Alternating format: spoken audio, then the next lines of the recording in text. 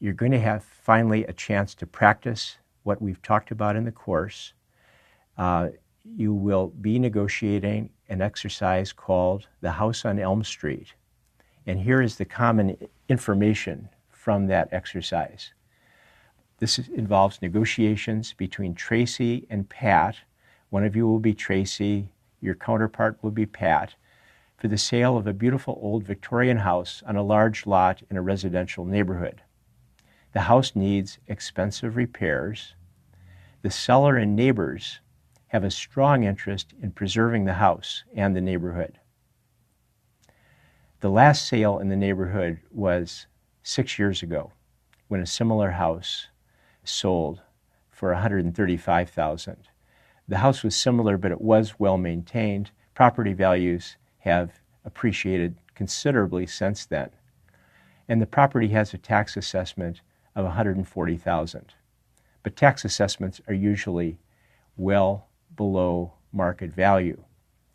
So I want you to find somebody to negotiate with. Select one role, the other person will select the other role. Only read your own role. Do not read the role of the other side. Make sure you understand the facts in detail. There are only 2 pages, but there's a lot of detail on those 2 pages, so make sure you understand the facts. And you'll have 1/2 hour for the negotiation. Please limit yourself strictly to the half hour. You'll see some other instructions on the front page of the 2 roles. For example, negotiate as you would in real life. This is a real life scenario. Do not say something like, well, the rule says that I'm supposed to say this. Just say it. Do not change any facts in your rules. Stick strictly to the facts. And if you're able to reach a result, then be sure you note your results.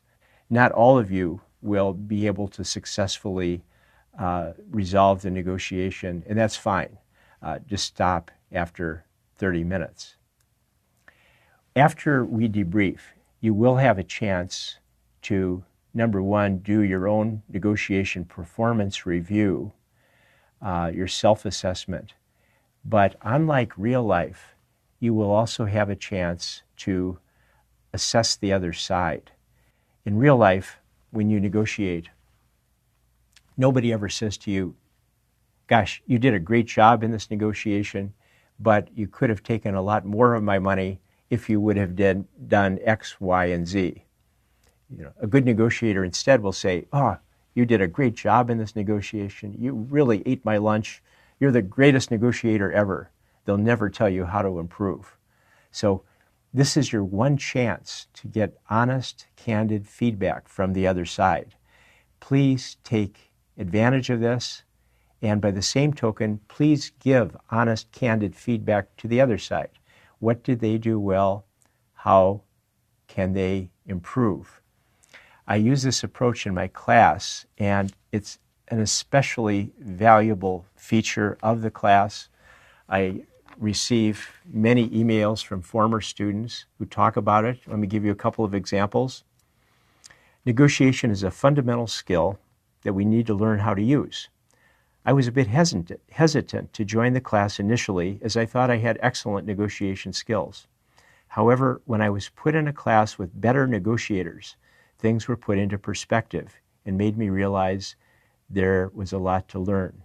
The key difference is that in class I got feedback and know what I did right and wrong, while in real life I don't know if I could have done better. For example, as a management consultant, I negotiated a 55% raise 6 months before my review. My boss never told me whether I could have pushed for 60%, 70%, even 100% raise. Maybe I did fine, but I will never know whether I did right or wrong or if I had maximized my raise. The class also gave me a scientific, conceptual framework which provided a significant level of discipline into what is stereotyped as an artistic skill.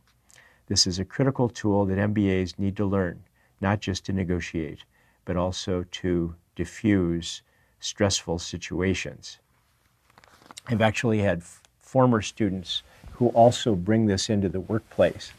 One of my students was the president of a car company in a specific country. It happened to be Mexico. He was president of blank company of Mexico. And he later was promoted and became the head of labor relations for the entire company worldwide. And he told me that he liked this model so much that when they planned their union negotiations, every Friday his team would meet, they would do a negotiation, and then they would use this kind of assessment to evaluate the results. One final point, if you're negotiating with somebody who hasn't taken the class, give them a briefing of the kinds of questions they should think about in preparing for the negotiation and the kind of tactics they can use during the negotiation. I think research shows that the way we really learn a topic is when we teach it to somebody else. And so not only will you be helping them, but it will help you internalize the concepts that we've been talking about.